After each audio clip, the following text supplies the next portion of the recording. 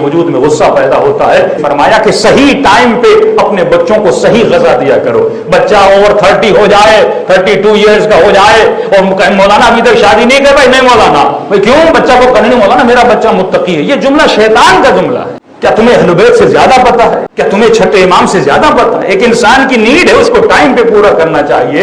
بڑے بڑے عرفاء جنہوں نے شادیاں نہیں کی اور اس کے بعد دنیا سے چلے گئے، وصیت ناموں میں لکھ کے گئے کہ وہ عرفاء جو شادی کے بعد کسی مقام پہ پہنچے، واللہ اگر ہم شادی کرتے اس مقام پہ پہنچ جاتے، کیونکہ خدا اگر بول رہا ہے وہ تمہاری سائیکولوجی تم سے زیادہ جانتا ہے، تمہارے جسم کے بینیفٹس کو تم سے زیادہ جانتا ہے. اگر دین خدا پہ عمل کرو گے تو دنیا میں بھی سکون ملے گا، آخرت میں بھی سکون ملے گا. چند حدیثیں میں نے پڑھی تھی. مثلا معصوم فرماتے ہیں، دیکھیے نا ہم بڑے بڑے ثوابوں کے پیچھے ہوتے ہیں. میں نے اس دن شاید کسی مجلس میں بتایا تھا، فرماتے ہیں جو 1 گھنٹہ، مردوں کے لیے کہہ رہا ہوں، جو 1 گھنٹہ کچھ آپ کے نیچر کے رولز ہیں، اگر ان کو مینٹین کرو گے گھروں میں تو سب سے بڑا تو عابد بن سکتا ہے، سب سے بڑا زاہد بن سکتا ہے. اگر دیکھنا ہو نا مولوی متقی ہے کہ نہیں، دیکھو اس کی بیوی اس سے راضی ہے کہ نہیں. ہمارے استاد اخلاق فرماتے تھے گھر والے راضی تو خدا راضی.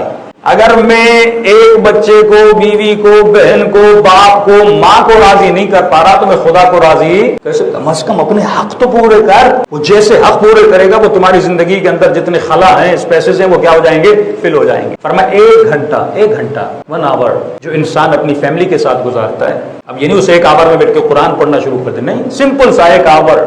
ہاں اس میں آپ چائے بھی پی رہے ہو، ٹانگیں بھی سیدھی کی ہوئی ہیں، ہنسی مذاق بھی چل رہا ہے، اور اپنی فیملی کے ساتھ 1 آور گزارے بڑا ریلیکس ہو کے اپنے گھر میں. فرماتے ہیں اس 1 آور گزارنے کا ثواب یہ ہے، اس طرح 1 گھنٹہ ہے جس طرح یہ خانہ خدا کعبے کے ساتھ اعتکاف میں بیٹھا ہوا ہو. اعتکاف کا ثواب ہے. بندہ جو 1 گھنٹہ اپنے گھر کے اندر گزارتا ہے. آج سوال یہ کیا میں وہ ٹائم دیتا ہوں؟ فرمایا کہ وہ والدین جو اپنے بچوں کو بوسہ دیتے ہیں، چومتے ہیں اپنے بچوں کو، چھوٹی بچی ہے، چھوٹا بچہ ہے، زیادہ سے زیادہ اسے چوما کرو، کہ اس کا ثواب 500 سال عبادت کرنے کے برابر. فری میں خدا ثواب دے رہا ہے. فرمایا جو اپنے محرم رشتے کو خوش کرے، خوشیاں دے اپنے محرم رشتے کو. محرم بھائی، خالہ، پھپھو، بہن، بیوی، بچی، یہ محرم رشتے ہیں آپ کے، جو ان کو خوشیاں دیتا ہے، فرمایا وہ کئی دن روزے رکھنے کے ثواب کے برابر ہے. اب ہوتا کیا ہے، میں اس بچے کو، اس بچی کو گھر میں پیار نہیں دیتا. فون آتے ہیں، شادیاں ہو جاتی ہیں، خواتین کے فون آتے ہیں، بچوں کے فون آتے ہیں، زندگیاں تباہ اور برباد ہونے کی طرف جاتی ہیں. کیونکہ اب ایک بچی ہے گھر میں جوان ہوتی ہے، اس کا باپ روڈ طبیعت ہے، ہمیشہ اس کے چہرے پہ سیریسنس ہے.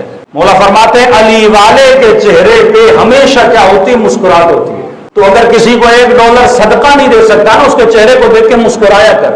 یہ تمہاری ہنسی اس کے وجود میں کیا پیدا کرتی ہے؟ خوشی پیدا کرتی ہے. معصوم فرماتے شوہر جب گھر میں آئے تو بیوی کو کھلے ہوئے پھول کی طرح ہونا چاہیے. یہ جیسے اس کے چہرے کو دیکھے اس کی ساری تھکاوٹ اتر جائے، یعنی جیسے گھر میں آئے.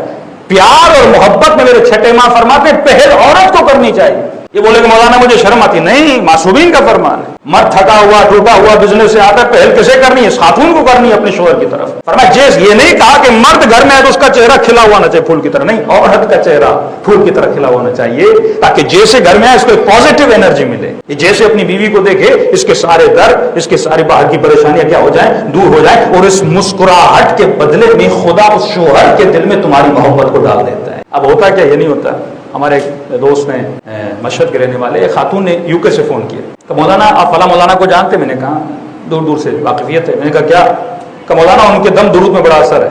میں نے کہا وہ کیسے؟ کہ شوہر مجھ سے محبت نہیں کرتا تھا اور مولانا نے میرے پاس ایک چیز بھیجی اور اس کے بعد تو ماشاءاللہ گھر میں بڑا محبت کا ماحول ہے. میں نے کہا کیا بھیجا؟ کہ مولانا چینی بھیجی ہے. اچھا ماشاءاللہ. اب مجھے پتا ہے سائیکولوجیکلی پوائنٹ تھا. میں نے کہا چینی کس لیے؟ مولانا بولا کہ شوہر کو چائے وائے میں ملا کے پلاؤ، بے تحاشا محبت ہو جائے گی. میں نے کہا بندے خدا کتنا دیا تم نے؟ کہ مولانا 500 پاؤنڈ.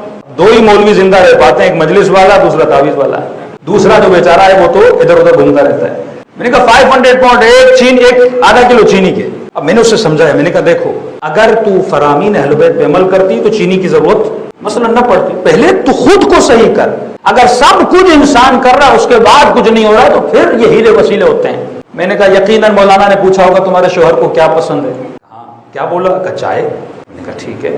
میں نے کہا چینی ختم ہو گئی پھر کیا کرو گی؟ کہ مولانا پھر اور چینی ایران سے منگواؤں گی.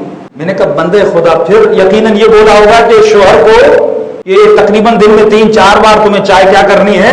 پلانی ہے. میں نے کہا اب دیکھ سائیکولوجیکل ایفیکٹ کیا ہے. इफेक्ट यह है कि पहले तुम्हारा शोहर थका हुआ टूटा हुआ घर आता था, उसे 10 बार बोलना पड़ता था कि भाई मेरे लिए एक चाय का कप लाओ, सर में दर्द है। तुम कभी बच्चों में, कभी घर में, कभी इधर कभी उधर, लेकिन अब मौलाना के कहने पर उसने तुझे बोला है जैसे आए चीनी का चाय का कप पहले से तैयार है, उसे बेचारे को बोलने की जरूरत नहीं पड़ती। अब वो भी सोचता होगा इतनी नेक कब से बन गई कि मेरे बोलने से पहले चाय का कप तैयार है। हर बीवी की बदतमीजी पे सब्र करता है, ये ईमान का आधा हिस्सा है। मैं तो ईमान कमा रहा हूं, मैं तो जन्नत कमा रहा हूं। तो मजलिस पढ़ी तो मोमिन उठ के आया, मौलाना बीवी की बदतमीजी पे सब्र करना ये ईमान है। कहा मेरी बीवी तो बदतमीज है ही नहीं, तो मैं फिर कैसे सवाब कमाऊं। मैंने कहा मौला का दूसरा फरमान भी, अगर शोहर बुरा या बीवी बुरी, बंदा सब्र करता है तो ईमान का आधा हिस्सा, अगर अच्छी है शुक्र करता है तो ये भी ईमान का आधा हिस्सा है।